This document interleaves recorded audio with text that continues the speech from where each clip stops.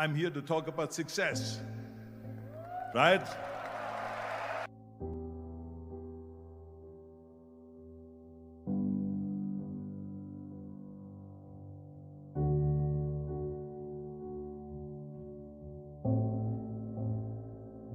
The first rule of success is to have a vision. You see, if you don't have a vision of where you go, and if you don't have a goal where you go, you drift around and you never end up anywhere. It's like you can have the best ship in the world, you can have the best airplane in the world. If the pilot or the captain doesn't know where to go, it would just drift around. It would not end up anywhere, or most likely in the wrong place. So I was very fortunate that I stumbled onto my vision. I mean, as you know, I was born in 1947 in Austria after the Second World War. And I didn't really like Austria when I grew up. I couldn't wait to get out of there. I couldn't see myself becoming a farmer or a worker in a factory or anything like that. Even though my parents wanted me to stay there and have a normal life. My father wanted me to become a police officer like he was. My mother wanted me just to stay there and marry a girl with the name of Heidi, hopefully, and have a bunch of kids and run around like the Van Trapp family in The Sound of Music. But that was their vision, not mine. My vision was totally different. I felt that I was born for something special, for something unique, for something big. You know how great it felt that I knew where I was going? Imagine the majority of people don't know where they're going. It's when you have a goal, when you have a vision, everything becomes easy. Because remember that in America, for instance, when you study, you will see the percentage of people that like their jobs.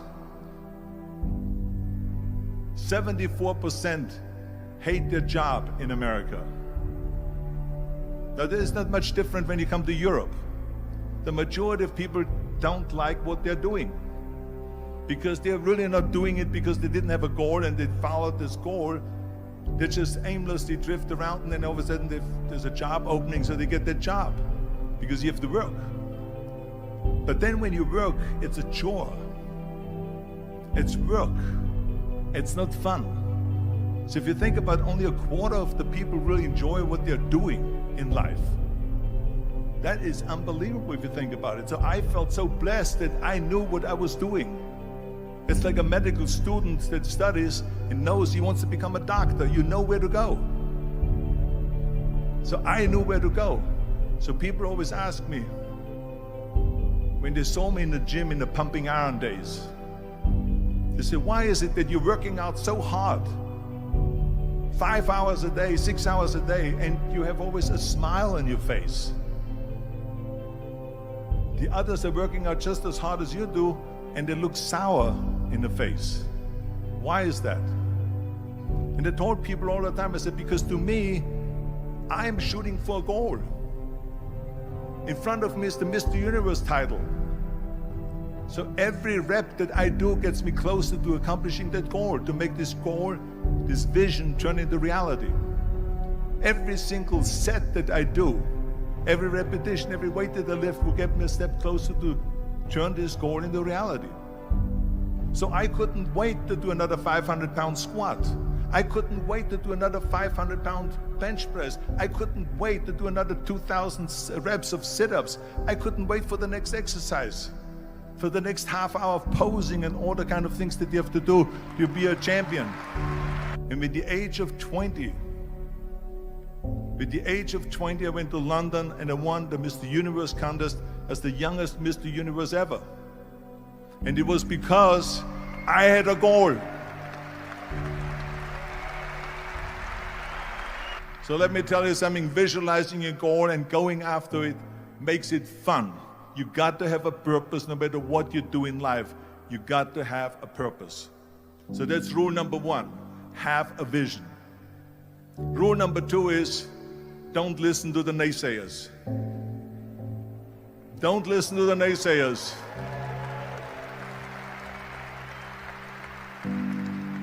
Everything I ever did, the thing that I heard out of people's mouth was, that's impossible.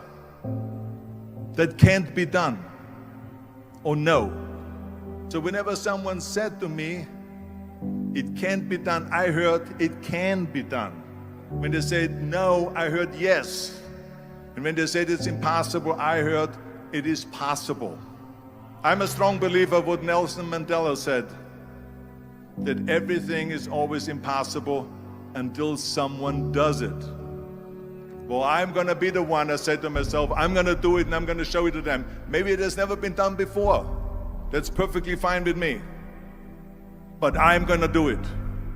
And I did not listen to the naysayers. The next thing, the third point that I'm going to make to you is, before we sit down with Jürgen and talk about the rest of the three, is work your ass off. There is no magic pill. There is no magic out there. You cannot get around. You have to work and work and work. And it drives me crazy when people say they don't have enough time to go to the gym for 45 minutes a day and work out, or to do something for 45 minutes to an hour a day to improve, if it is physically improve or if it is mentally to improve. Imagine you read 1 hour a day about history. How much you will learn after 365 hours in 1 year. Think about if you study about the history of musicians, of composers, how much you would know. Imagine if you would work on a business, on some business that you want to develop every day for an hour. Imagine how further along you will go and get. So it drives me nuts because we have, when people say we don't have the time, we have 24 hours a day. We sleep 6 hours a day, so that gives you still 18 hours. Now there's someone shaking their head out here in front. They say probably, I don't sleep 6 hours, I sleep 8 hours, right? Or just sleep faster.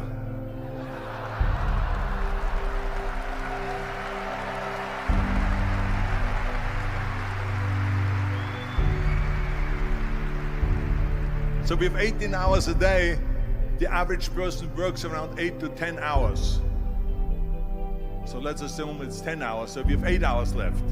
Then you travel around an hour a day, maybe 2 hours a day. So now you have still 6 hours left. So what do you do with these 6 hours? What do you do with these 6 hours? Then we eat a little bit, then we schmooze a little bit, talk a little bit to people and all that stuff. But you can see how much time there is available if you organize your day. So you got to work hard.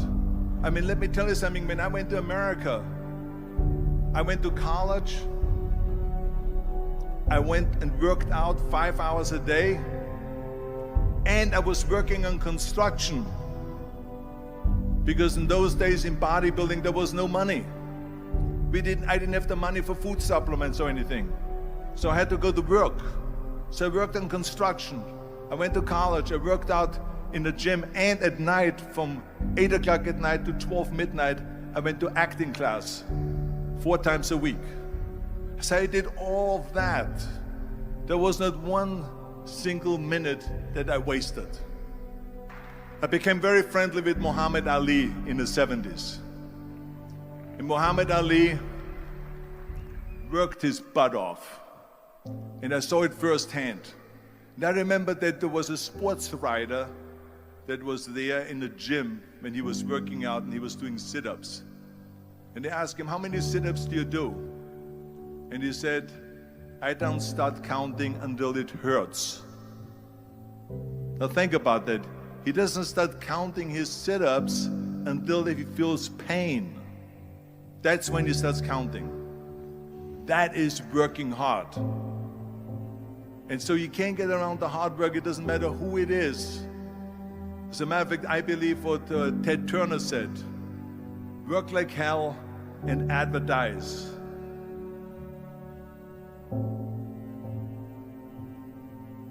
You get it? Work like hell, go to bed, and early to rise, work like hell and advertise. So you work your ass off, and then you let the world know about your work. That's what it is all about. Let people know if you have a company, if you have a movie, if you do a sports. Work your ass off, but then advertise and let everyone know. I hate Plan B. And I tell you why. Because we have so many doubters, as I've said earlier, the no-sayers. We have so many of those people that say no, and you can't do it, and it's impossible. That is okay, because we just turn off, as I said earlier, and we listen and we hear the no being a yes. You can't do it, you can do it, and all of that. So that is possible to do that amongst all the negative people around you.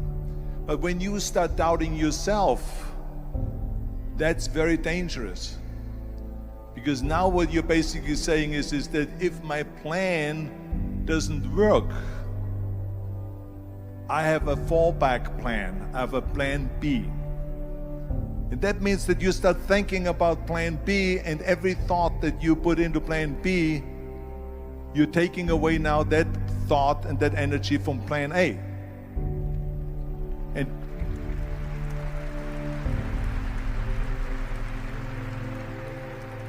And it's very important to understand that we function better if there is no safety net, because plan B becomes a safety net. It says that if I fail, then I fall and I get picked up and I have something else there that will protect me.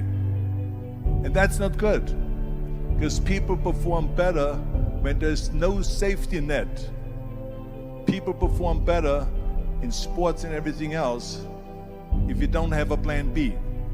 To me, it is very dangerous to have a plan B, because you're cutting yourself off from the chance of really succeeding. And the reason, one of the main reasons why people want to have a plan B is because they are worried about failing. What is if I fail, then I don't have anything else? Well, let me tell you something. Don't be afraid of failing, because there's nothing wrong with failing. You have to fail in order to climb that ladder. There's no one that doesn't fail. We all fail. It's okay.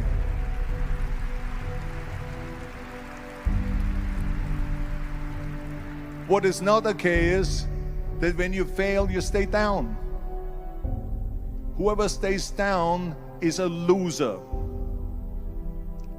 And winners will fail and get up, fail and get up, fail and get up. You always get up. That is a winner. That is a winner. Hey, we all lose. We all have losses. This is okay. And this is why I say don't be worried about losing, because when you're afraid of losing, then you get frozen. You get stiff. You're not relaxed. You got to be, in order to perform well in anything, if it's in boxing or if it is on your job or with your thinking, is only happening when you relax. So relax. It's okay to fail. Let's just go all out and give it everything that you got. That's what it is all about. So don't be afraid to fail. This is one of my 6 rules to success. You can only feel complete as a person if you think about what can you do for your fellow member around you that maybe needs help. I felt like that. Everyone has a different motivation why you get into that. I was an immigrant going to America, and I saw how America was the most generous country in the world. I mean, they opened up their arms to me, they helped me, they invited me for Thanksgiving dinner. The people, they brought me, the bodybuilders in the gym brought me plates to my apartment because I had no plates, I had no silverware, I had no bedware, I had no pillows, I had no blanket, I had no TV, I had no radio, I had nothing. They brought it to my apartment. They helped me. And I saw that firsthand, this generosity in America. And I said to myself, as an immigrant that is being embraced with open arms, that I need to go and make sure that I give something back.